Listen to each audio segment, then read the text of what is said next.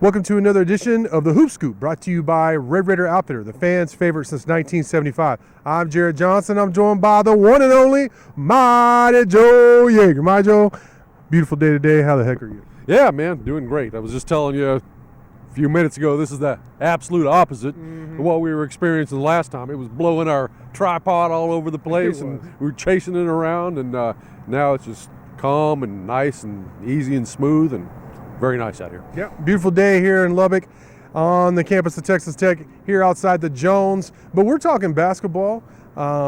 Seems like perhaps the masses, the frightened, nervous Texas Tech basketball fan base might be a little happier, resting a little easier, and understandably so with the addition of Warren Washington. I know you wrote about it here recently, but I thought we'd do a video as well.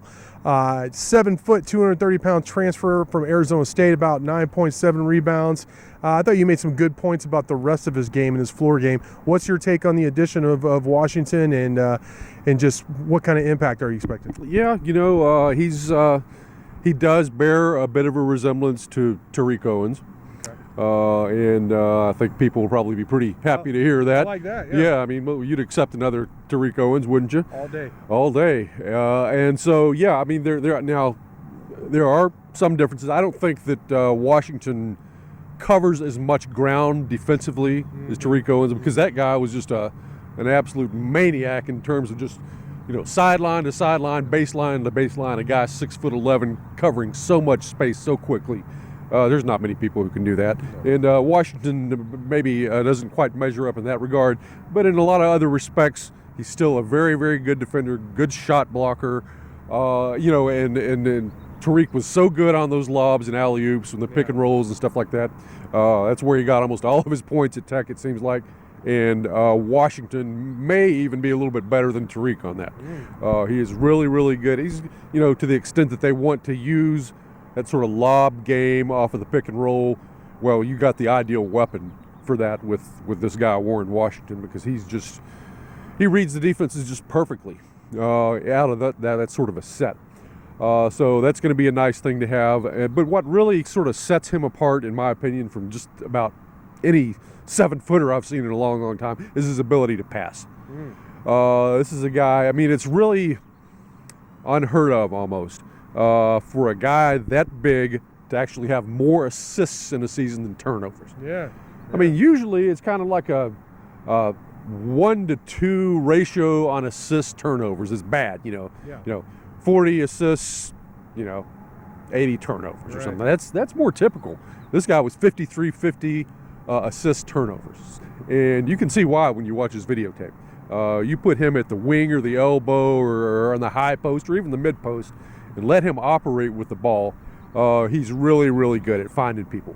And so he's going to just add something to Texas Tech offensively with having a guy that tall, that big, who can dish the rock, and just going to make Tech a lot tougher to defend.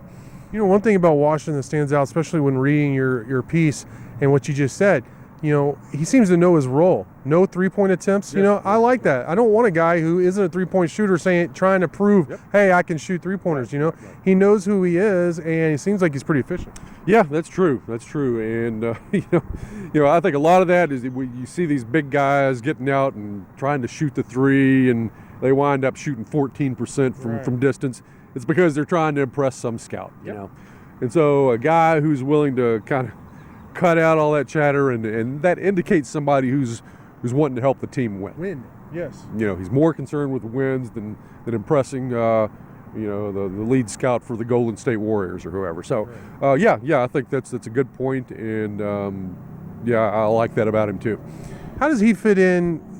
I mean, obviously we haven't seen McCaslin coach at Texas Tech yet, but how do you feel like he fits into the system? Obviously they like him as a fit, but you've mentioned perhaps Tech will utilize at least a style of the no middle defense.